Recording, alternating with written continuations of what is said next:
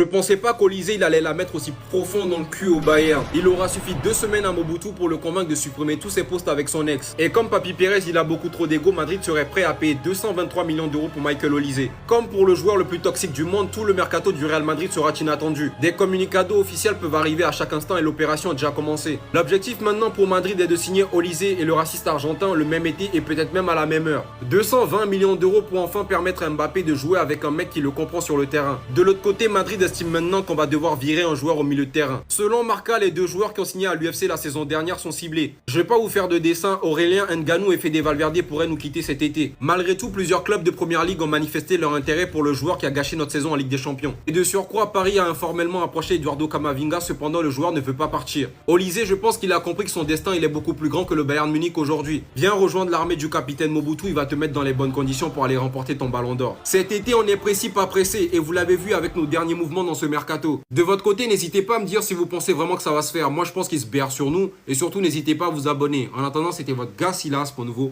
banger. Madrid va vraiment le faire? Mais qu'est-ce qui est en train de se passer? Alors que Michael Olysée vient absolument de tout remettre à zéro sur sa page Insta, tel qu'il l'avait fait avec Crystal Palace avant de rejoindre le Bayern, le joueur pourtant pleinement concentré encore aujourd'hui dans sa Coupe du Monde, bien d'ailleurs la seule raison pour laquelle le dossier était en silence jusqu'hier, et en vue le Real Madrid silencieux après l'échec du transfert de Julián Alvarez, on se demandait. Mais oui, le Real Madrid s'est bien renseigné auprès de l'entourage du joueur ainsi que le personnel du Bayern Munich. Malgré un premier échec à 150 millions, le Real Madrid va récidiver après la Coupe du Monde. Florentino Pérez ne voulant pas terminer l'été sans son Galactico, prêt à faire une offre encore plus élevée que celle qu'il avait fait pour Kylian Mbappé en 2021, alors qu'on connaissait son niveau à ce moment précis. Une offre, soyez prêts, allant jusqu'à 220 millions d'euros. C'est du jamais vu de l'histoire. Au vu de l'entente des 2 joueurs poussés par un Kylian Mbappé qui fait pression pour que Michael Olysée rejoigne le Real Madrid, ayant une excellente connexion sur et en dehors du terrain. On a d'ailleurs pu voir le nombre de caviar que Olysée a envoyé à Mbappé, dont celui-ci n'a pas réussi à tout terminer. Une chose est sûre, la volonté du club est réelle, puisque de l'autre côté au milieu de terrain, ils sont aussi absolument à fond sur Enzo Fernandez. Un énorme doute planant vis-à-vis de cela d'ailleurs sur la vente de soit Valverde, soit d'Aurélien Tchouaméni. En tout cas, le Real Madrid ne va pas lâcher prise, surtout après encore avoir vu lors du dernier match de l'équipe de France, malgré que Kylian Mbappé soit double buteur, voir Michael Olysée finir homme du match, cela a visiblement beaucoup de sens et beaucoup de valeur auprès des yeux du Real Madrid. Voyant la manière dont le joueur a changé le match, on les comprend. Et on a hâte. On a hâte. Voici la page à Michael Olysée. Ouh, y a plus l'histoire de Bayern, hein? Ouais, elle est toute libre, elle est toute libre.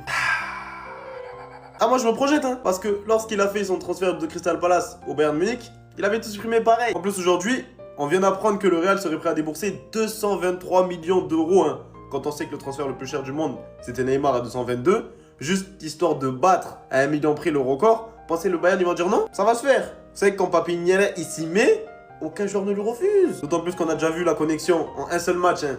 Les caviars qu'il a pu délivrer au kicks. On sait qu'au Real, 60% des passes D qui arrivent sur Kylian Mbappé, c'est son poteau Arda. Si maintenant tu le rajoutes lui à droite, Arda un peu derrière en 10 en retrait, mais le nombre de ballons qui vont arriver sans forcer. Pérez, il sait qu'à droite, il faut quelqu'un parce qu'on a des gens incompétents. T'es mal équipe. Vini, Mbappé, Olysée. Vu que Mbappé, il veut persister à jouer 9, il jouera 9. Et on lui mettra les ballons qu'il faudra. Maintenant, si Mbappé commence à être bizarre, vous savez que il y a la jeunesse qui arrive en très méchant. Michael, t'aimes bien? You like? Papi Nielé, faut te presser, hein. Parce que Coupe du Monde qu'il est en train de faire là, c'est plus de 223. C'est les 300-400 millions qu'on va devoir décoffrer là. Ah, je sais que toi t'aimes bien, t'es proche de ton argent.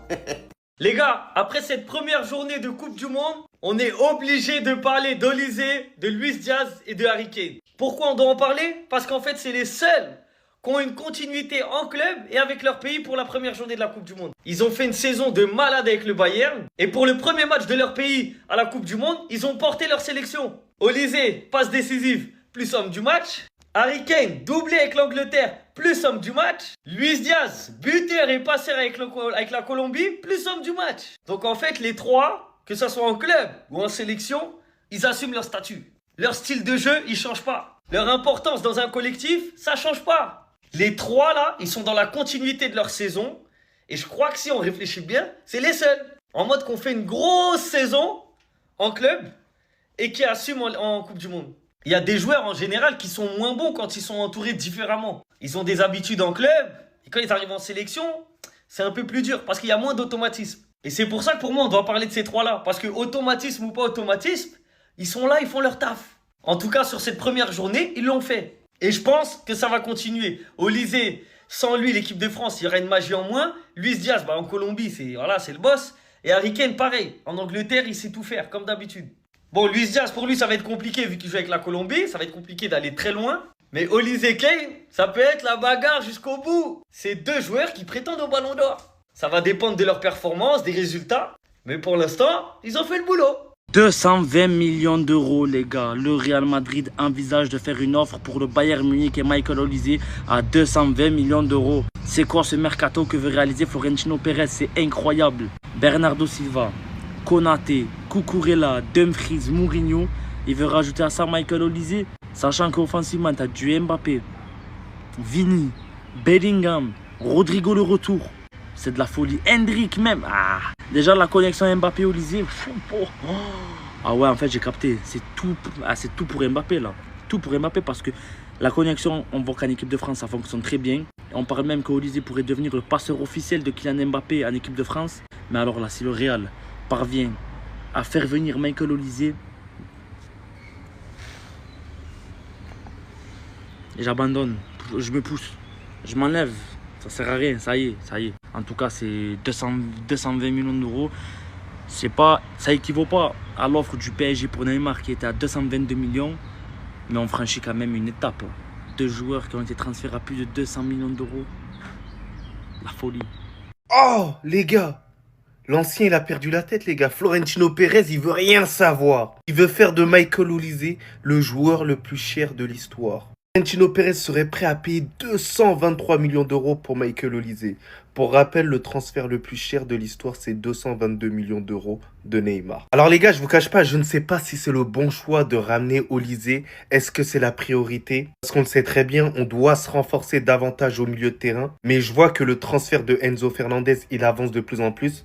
C'est pas le joueur que j'espérais, ça reste quand même une plus-value. J'aurais préféré un Matheus Fernandez qui a plus de qualité pour moi, qui a une plus grosse marge de progression. On va pas se mentir, Michael Olise, qui vient dans ton équipe, ça change considérablement tout. Et ce qui nous manquait aussi, un putain d'ailier droit gaucher. Imaginez-vous que d'un côté, vous avez un Vinicius, de l'autre côté, vous avez un Michael Olise. Mais que ça va faire mal!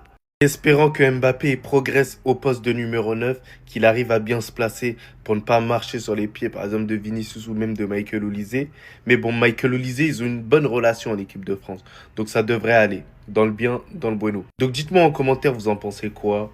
Dans le bien. La Coupe du Monde a débuté et les joueurs attendus ont tenu toutes leurs promesses. Le nom du titre de la compétition et également du titre de meilleur joueur. Lionel Messi a commencé la compétition avec un triplé exceptionnel face à l'Algérie. Buteur en finale de la Ligue des Champions face au Paris Saint-Germain. Kai Havertz a inscrit un doublé dans la victoire écrasante de la Mannschaft face à Curaçao. Le serial buteur Harry Kane a évidemment inscrit le sien aussi. On n'en parle malheureusement pas assez, mais Harry Kane en Coupe du Monde, c'est 10 buts en 12 matchs. Et lui aussi se rapproche très dangereusement du titre de meilleur buteur de l'histoire de la compétition, détenu par Miroslav Klose et Léo Messi avec leurs 16 buts. Énormément critiqué pour sa saison au Real Madrid, énormément chahuté par son sélectionneur Thomas Tuchel qui avait laissé planer le doute avant la Coupe du Monde sur une possible non-sélection du numéro 10 anglais, qu'il allait devoir mériter sa place comme n'importe quel joueur de la sélection. Jude Bellingham a complètement répondu aux attentes dans un match XXL face à son mentor Luka Modric. C'est un novice en Coupe du Monde, il n'avait joué aucun match dans cette compétition jusqu'à maintenant, mais ça n'a absolument pas fait peur au cyborg norvégien qui a inscrit un doublé. Les stats d'Erling Haaland dans chaque compétition qu'il a joué sont tout simplement monstrueuses et il a des temps de passage en termes de buts qui, s'il continue dans ses talents, il devrait effacer absolument tout le monde. Luis Diaz est dans la continuité de sa très bonne saison avec le Bayern Munich, même s'il n'aura pas été buteur pour le Ghana. Antoine Semenyo a été à l'origine du but et il aura été également à l'origine de la plupart des occasions dangereuses pour son pays. Michael Olise, Upamecano ou encore Saliba ont tenu toutes leurs promesses avec l'équipe de France. Et il ne faut pas non plus oublier les Suédois, que ce soit Isaac ou Gyökeres, et qui pour rappel ne devaient même pas être à la Coupe du Monde vu qu'ils n'ont gagné aucun match de qualification. Et bien ils n'ont pas manqué de saisir leur chance sur leur premier match de Coupe du Monde. Mention spéciale également aux pays africains qui ont fait forte impression, notamment le Cap-Vert et le Congo qui ont réussi à ne pas perdre face à des équipes ultra favorites comme l'Espagne et le Portugal. Après 52 ans sans participer à une Coupe du Monde, le Congo inscrit son tout premier but de son histoire dans cette compétition et Wissa devient donc le tout premier buteur congolais de l'histoire d'une Coupe du Monde. En étant dominateur face au Brésil et en méritant mieux qu'un match nul un but partout, le Maroc a confirmé que désormais ce pays faisait partie des grandes nations du football. Si certains pouvaient penser qu'à cause de la grosse saison des joueurs, la Coupe du Monde démarrait timidement, avec plus de 3 buts par match en moyenne sur tous les matchs d'ouverture. S'il y a énormément de polémiques en dehors à cause de la politique américaine, sur les terrains en revanche, elle a commencé de la plus belle des façons. Madridistas, Florentino Pérez ne souhaite pas s'arrêter sur ce mercato. Il veut faire parler de lui et il veut frapper un gros coup. Aux dernières nouvelles, Marca nous rapporte que le Real Madrid prépare une offre pour Enzo Fernandez et Michael Olise.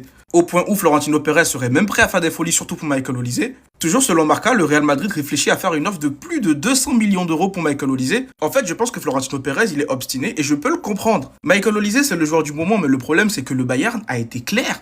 Ils ne laisseront pas partir leurs joueurs. Après, certains disent qu'une offre de 200 millions d'euros ou de 220 millions d'euros pourra peut-être les amener à réfléchir. Ça reste beaucoup d'argent, mais j'ai bien peur que ce genre de somme ne fasse pas peur à des clubs comme le Bayern Munich qui n'a pas forcément besoin de thunes. Et concernant Enzo Fernandez, j'avoue que si tu arrives à faire Olise Fernandez cet été, on est peut-être sur le mercato le plus chic de l'histoire. Après, moi, je me dis que ce n'est qu'un rêve et que tous les rêves ne sont pas réalisables, mais d'autres vont me dire également que Florentino Pérez est le seul président qui arrive à réaliser des rêves.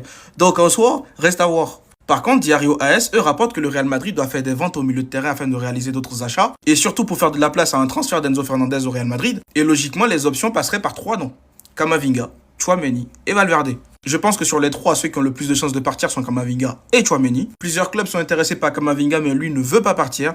Plusieurs clubs sont intéressés par Tchouaméni, mais on n'a pas encore de nouvelles. Et Valverde, c'est pareil, pas de nouvelles. Dans tous les cas, le mercato du Real Madrid nous réserve beaucoup de surprises. Là, ce n'est que le début et on verra bien ce qui se passe par la suite. Dites-moi ce que vous en pensez dans les commentaires et surtout pour ne rien louper, vous savez ce qu'il vous reste à faire. Abonnez-vous.